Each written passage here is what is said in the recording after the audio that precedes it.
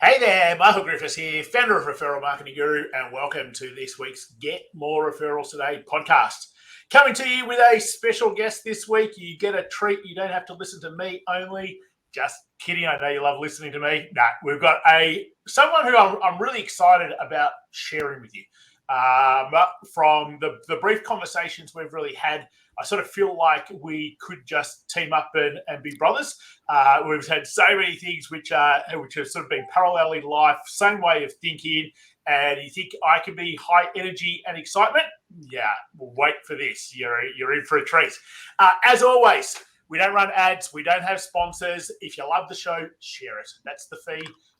Make sure you let other people know about the podcast, share it around, and as always, if you really like it, go onto your favorite podcast platform and hit that 5 stars. It helps us be able to spread the word and be able to help more people become more profitable, more impactful, and more inspirational in their own journey. So without further ado, let me bring on our special guest for today, Christopher Rausch, otherwise known as the #1 unstoppable kick-ass confidence motivator. That's the title I've given him, and we're about to find out why.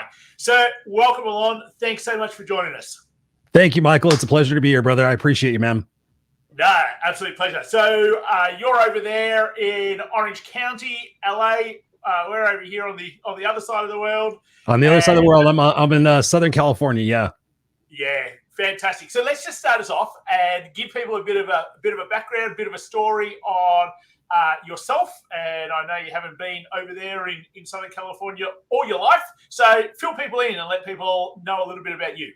Sure. No, thank you again for having me on the show, Michael. I really appreciate it. And like you said, when you said in the beginning, our brief conversation that we had last week was just amazing. So I just appreciate you, brother, and look forward to more conversations. But in a sense, to give people like the overview of Christopher Rausch, the sense of it is really that I'm a former 7th grade homeless dropout who lived in the back seat of a station wagon with 18 cats and 2 dogs and a mother who had various psychiatric disorders.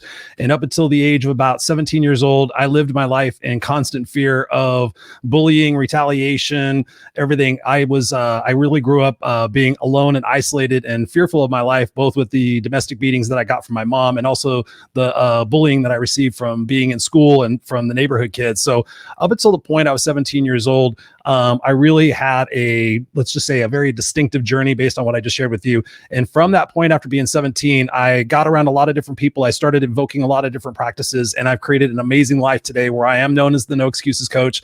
I have an amazing family. I have achieved lots in my life. And now my whole soul, passion, and mission in the world is just to leave it a better place for who I am and what I do based on all the different experiences that I went through being homeless for those 4 years and, just getting into a lot of trouble. So I'll give you that information. You can jump off there for whatever questions you want to ask me. Yeah, perfect. So we had a whole range of people who some are doing really well, some are stuck in their own head, some are probably not doing all that great. But as you've probably realized, you can either make life happen for yourself or you can blame everything and anyone around you and nothing changes. When did you come to that realization? What was it that sort of brought that to you to go, you know what, I've got a choice here and it's not going to be like this any longer? Yeah, no, that's a great question, Michael. Thank you for asking that.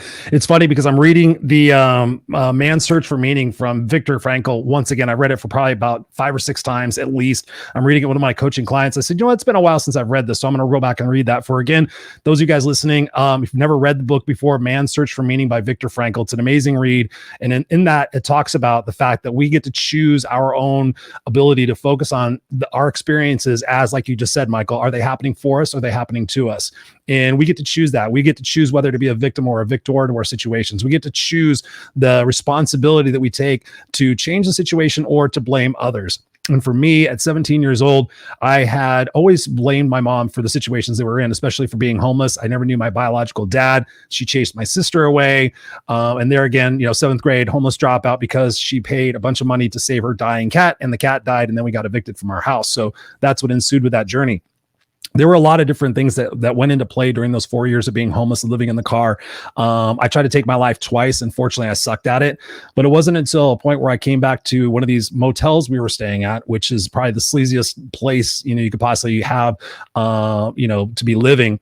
And I came walking back in one night, and mind you, I grew up in Inglewood, California, Los Angeles, California. I was the only white kid in a black neighborhood. So, and all my friends were Hispanic and black, and I had all friends from all different backgrounds. So let's just preface it with this. So I come walking into the back of this sleazy motel that we were staying at. And this black guy walks up to me and he goes, "Oh yeah, man, you want to buy a carton of Reds?" And I was smoking a cigarette. And I said, "Oh man, I don't smoke Reds." I said, "If you had a carton of Cools, I would take them off your hand." And he's like, "What do you mean you don't smoke Reds? All white people smoke Reds." And I said, "No, actually." And I went to go reach in my back pocket.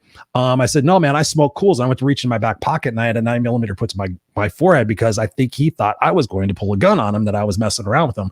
And I'm like, "Dude, I don't care what fucking color your cigarettes are. I don't care." Oh, because that's what he said. He goes, "Oh, is it because I'm black? Is it you're not going to buy cigarettes from me because I'm black? Is it a white thing or whatever?" I'm like, "Dude, I don't care what fucking color you are. I don't care what color you are." I said, "I care about the cigarettes."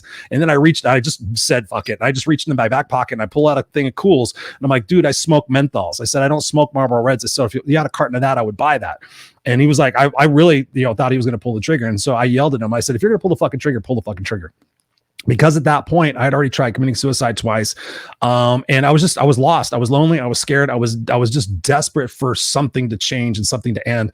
And to your question, Michael, that's when I realized, a few nights later, I was sitting in, long story short, he wound up finding out that I was friends with a bunch of people and it wound up being all cool, but I almost, took a bullet in the head for it. But then I realized, I'm like, they talk about when you hit bottom or you hit bottom.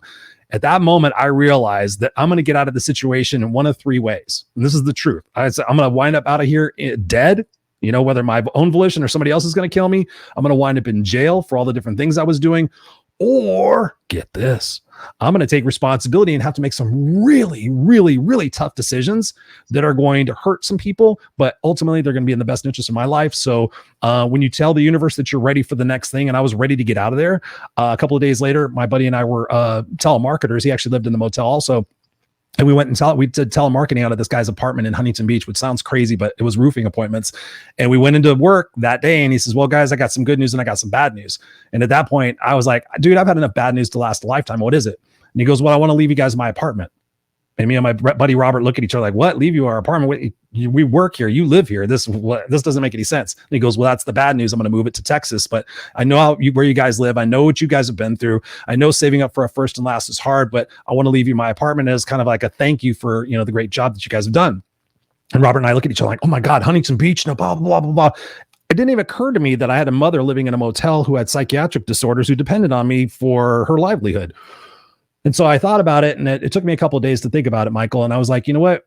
I have to do this. I'm going to wind up dead or in jail. That's the only two options. She's not changing. She's never going to show up and be my mom. I have to do this for myself. Otherwise, my life will be hell for the rest of it, because all up until that point it was. And so I made the decision. I said, because Robert was like, "I'm going to move out either way. This is an amazing opportunity." So I went back and I thought, I'm going to tell my mom this, and she's going to actually tell me, "You know what, Chris, I've screwed up your life enough. Please go do this." In the interest of time, I'll expand the story. I'll shorten the story, but ultimately I did make that decision to leave her. I left her at the motel. I still went back there every single night and gave her money and took care of her, but ultimately she wound up getting strong. But from that point forward, that's where I met this gentleman named Bill White, where he told me, "Chris, you're only limited by the parameters of your own mind." And at that point, I started getting around the right people and making different decisions, and different outcomes started happening. And that's what changed the trajectory of my life. Yeah, love that. Love that. Completely different side note, but it's something I've been playing around with probably for the last 8-9 months. Do you feel you have to hit rock bottom to make a change? No, absolutely not. No, but most people do, because they do the little pain versus pleasure dance, and they sit there and say, "But I don't want to. I don't feel like it." That's why I'm the no excuses coach, because people sit there and tell me they don't feel like it. I'm like, let's have a conversation. But yeah, I don't think you have to, but I think unfortunately a lot of people sit there and play that someday game, and they do. Okay, so let's take this then a step further, because there's lots of people, and I talk about this with our own tribe quite often, is that you hear all these stories of people who have been in the car or been homeless or been on the street, like they can't go any longer. But it's that choice, as you said, It's either I'm going to end up dead in jail or I better do something with myself. So there's a whole bunch of people who, hey, they've got a good business. They've got a roof over their head. They can put food on the table. It's comfortable. It might not be brilliant. Like they might want an awful lot more than what they've got. But at the same time, it's not death situation on the other side where it's like something really drastic is going to happen. So how do those people move to another level? How do those people go, you know what? Yes, it's comfortable, but there's this whole nother level, but I'm not at rock bottom to be able to utilize that as my motivation to go up. What are your thoughts around that? Dude, you just set me up for a perfect opportunity for a response on that. That's where I was. I was comfortably miserable. I mean, I didn't tell that part of the story, but I left a corporate career out of 26 years in this one particular company 2 years ago because I was exactly that, Michael. I was comfortably miserable. I made six figures. I had the office. I had the security. I was in my zone of excellence, if you will. If anybody's read the book, The Big Leap by Gay Hendricks, in there he talks about, you're in your zone of greatness, you're in your zone of excellence, or in your zone of genius. And I was in my zone of excellence because I have a master's degree in organizational management. I'd been with the company. I grew up in the company. I went from being a materials handler, a warehouse guy, essentially to being the director of operations over international operations. That's why I told you when I came to Australia, that was back in 99 to set up the warehouse over there. So I was comfortably miserable, and I would sit in traffic on the way home wondering when I was going to make the leap, because I've been a coach and a speaker for over 20 years. I've done the side hustle, and I've always wondered, like, okay, when am I going to make that leap? What's going to happen? And I kept thinking in my brain, okay, I have to make X amount of money before I can leave my comfortable day job and go pursue my zone of genius, coaching and speaking and writing books and doing shows and doing all the stuff that I love to do. But I was sitting there playing it safe. And my coach, Sally Anderson, said, Chris, you have to get out of survivor mode and get into thriver mode. And you have to make that jump. Eventually, someday you have to make that jump. And I know there's a lot of people out there, which you were just describing, because those are my ideal clients right now. Those are the people that are coming to me and saying, hey, Chris, I'm in my 50s. I don't want my legacy just to be that I went to work every day and paid bills and, had a decent mortgage and all this other stuff. I want to have a legacy. And that's what it really is about, Michael, is about determining what it is that we're going to do with our time here and create an impact, create a wave, create a ripple in with what it is that we're doing and what we're passionate about, especially if we have kids, whether they're grown up or not. But ultimately, it's about waking up and asking yourself, am I excited about where I'm going and what I'm doing for today? i.e. your job, your passion, your career. And then the second part of that equation is just asking yourself, when you're doing it, am I happy and excited for where I'm going home to and who I'm going home to? If you can answer those two questions emphatically yes, and you're excited about that, you're kick ass, you're doing great. But if either one of those questions are marginal in your brain, then you have the capacity and you have the opportunity to change what it is that you're doing right now and not play the someday game, hoping, wishing, and praying that, oh, when this happens and this happens and this happens, everything's going to change. You have to jump. And if you guys haven't seen the video, Steve Harvey, the comedian talk show host, video jump, it's less than 2 minutes. It changed my mind about that safetiness and everything, because you got to jump. If you want to fly and be free like everybody else is doing, you have to take that risk. You got to jump. You got to get out of being comfort and get better with uncomfortableness and grow and expand yourself to be able to truly live this life instead of exist in it. And that's, I could go on with that, but I know we have short time, but I hope that answers your question. Yeah, brilliant. And we're talking just this morning with some of our own group of, hey, you sit in this comfort zone, and comfort zone really is just, you understand the patterns. Your brain understands the patterns, and that's why it's comfortable. And to be able to leave your comfort zone, you go into chaos. And chaos is just simply, you don't understand the patterns. You haven't seen the patterns before. They're completely different. So you're not used to what's supposed to take place. And hence we feel chaotic and we feel all these different anxious and overwhelmed and all these different sorts of feelings, where in fact we've got to go through chaos to reach progress. And most people don't stay in chaos long enough to be able to get out the other side to progress. So love it. So let's go with down this track here in terms of, I constantly go from, I'm going to do this. Yeah, I'm going to do it. And I give it a go, but then I don't keep staying with it. I retreat back, or they're good on New Year's resolutions that last till the 5th of January, and then we give up again for a whole nother year. Why is it people come up with this, yeah, I'm going to do it, or this is how I want to change, I've got enough pain, but it only lasts for a week or two, and then we're back to our old ways? Why does that take place? Oh geez, how much time do we have? I could do a whole workshop on just that question alone. Why is it? Why is it? Why is it? I mean, it goes back to what we were saying before. So many people want comfort. When you think about the evolution of man, we don't have to run from dinosaurs and saber-toothed tigers anymore. Our life is pretty easy. And so what we do is we expect more of that ease. We got Amazon, we got the microwave, we got everything that's immediate gratification. People don't want to put in the hard fucking work, man. That's the thing. And some people say, I don't feel like it, Chris. I don't feel like it. I'm like, do you feel like the result? We have to go through hell to get to heaven. And like you just said, when I ask people, when did you learn the most in your life? When did you learn the most? When times are really good or when times sucked? 99.9% of the time, people tell me it was when they sucked. And I said, okay, do you learn from your mistakes? Yes or no? Yes, for the most part. And I'm like, okay, we'll go out and make more mistakes and go do more things that suck because you're going to get stronger from it. And you're going to find that, like you were saying, the patterns, your ability to figure out the patterns becomes faster and faster and faster because you have the confidence, you have the awareness, you have the ability, the predictability to say, listen, this is how I'm going to handle this situation. This is what I'm going to do to go through this.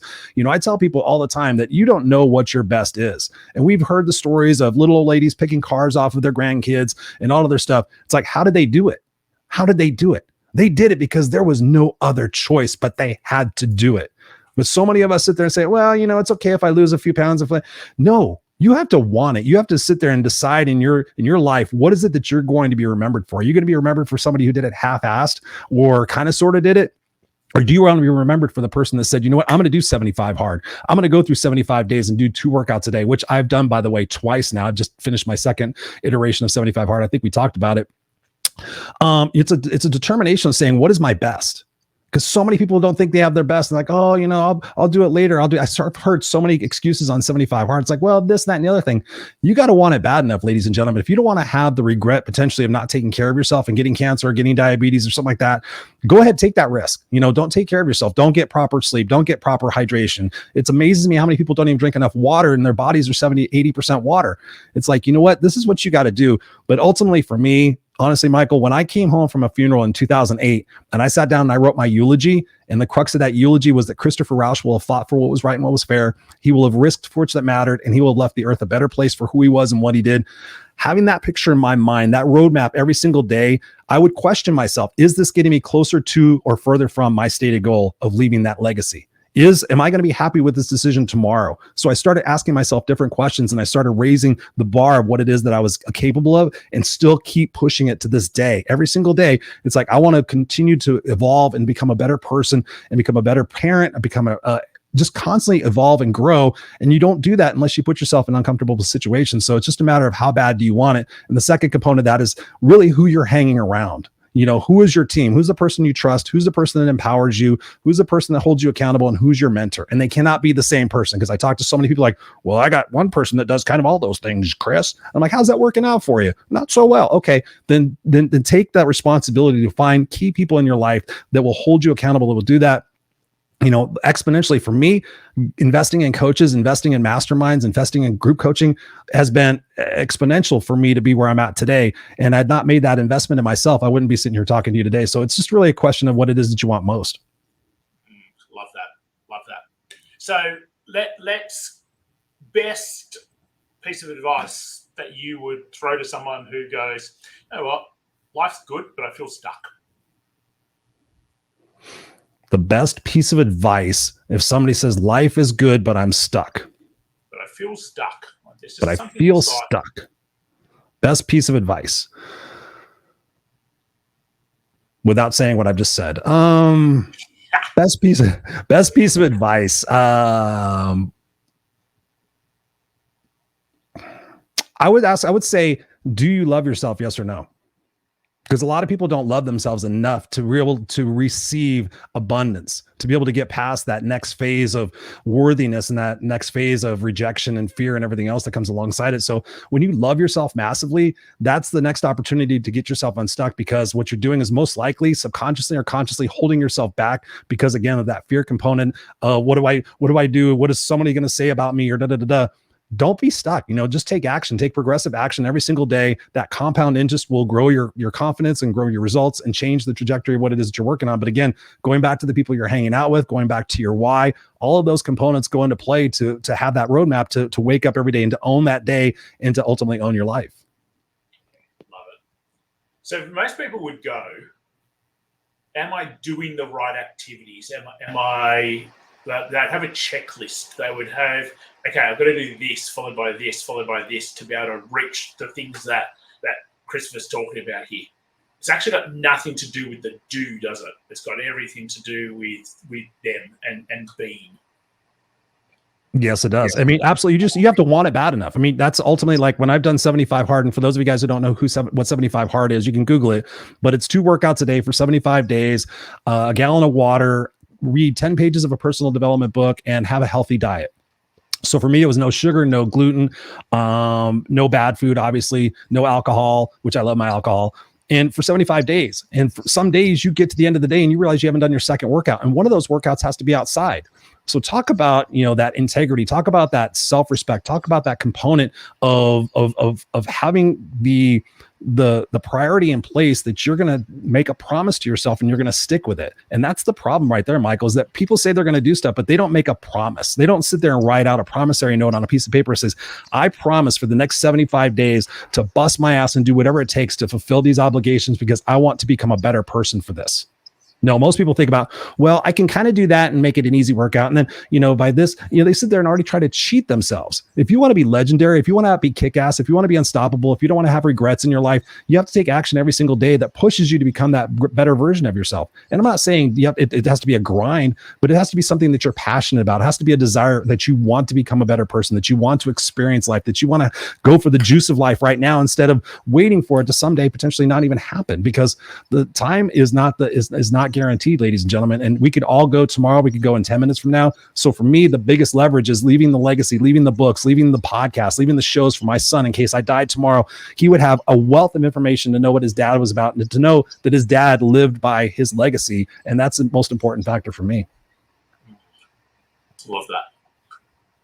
So I think the big thing just from there, you need to have such a reason why that you become obsessed with it. And for a lot of people, and I suppose society creates this. So society creates this lazy attitude, this instant gratification attitude, this, it doesn't matter if I've got one thing left to do on my to-do list, I can just catch it up tomorrow. Well, it's not going to end. And I suppose when we do that day after day, month after month, year after year, we get to a point of adults where it's like, I can have 6 things on my to-do list today. And 4 out of the 6 get done and the other 2, it's okay, done for today, get it tomorrow. There's no consequence, really. Like, it doesn't really matter. It's not a huge problem. But as you were just saying there, it's the integrity to yourself. And I suppose when you become so obsessed with living a particular way, or having this reason why, this impact you want to make, that you become so obsessed with that's really the key, isn't it? Yeah, it becomes your guiding marker. I don't want to pretend to be a saint, because I'm definitely not. I probably am really good about my diet and exercise 5 to 6 days a week, but I also enjoy life. I'm one of those people that doesn't want to be so compelled that I have to thrive every single second. Some days I do get to my checklist. I have a checklist right here. Some days I do get to it. I'm like, you know what?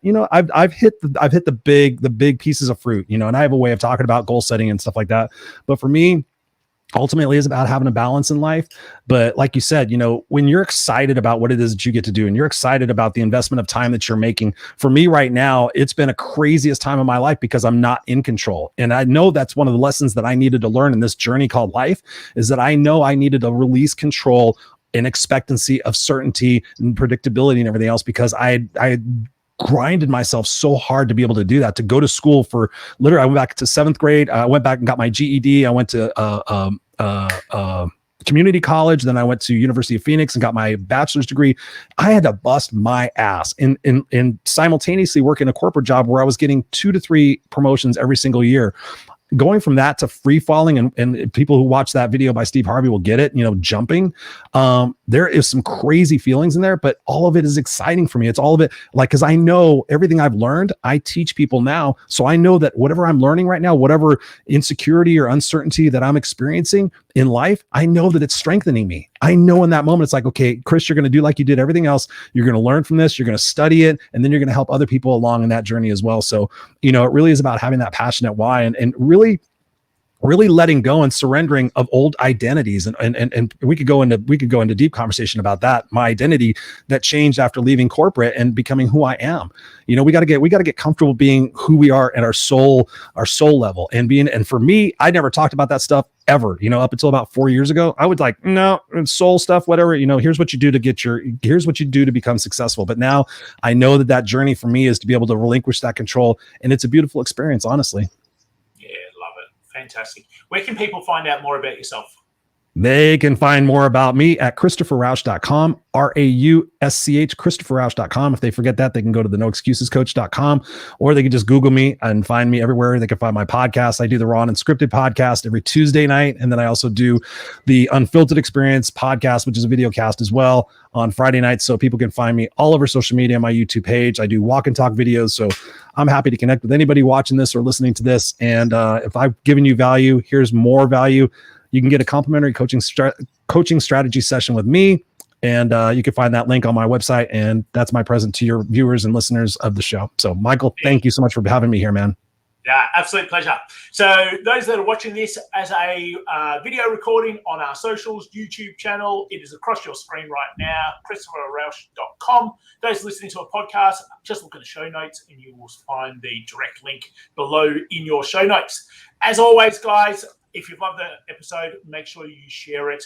There's lots of entrepreneurs, coaches, consultants, people who make great impact every single day that need to hear these sorts of messages. So don't keep it to yourself. Make sure you share it around. If you love the episode, make sure you pop onto your favorite podcast platforms, Spotify, Google Play, Apple, iTunes, you name it, wherever it is. Make sure you give it the 5 stars to make sure that it continues to be spread far and wide. And that's what we love about you guys. Christopher, so good. Thank you so much for jumping on, joining us, and look forward to continuing further down the track.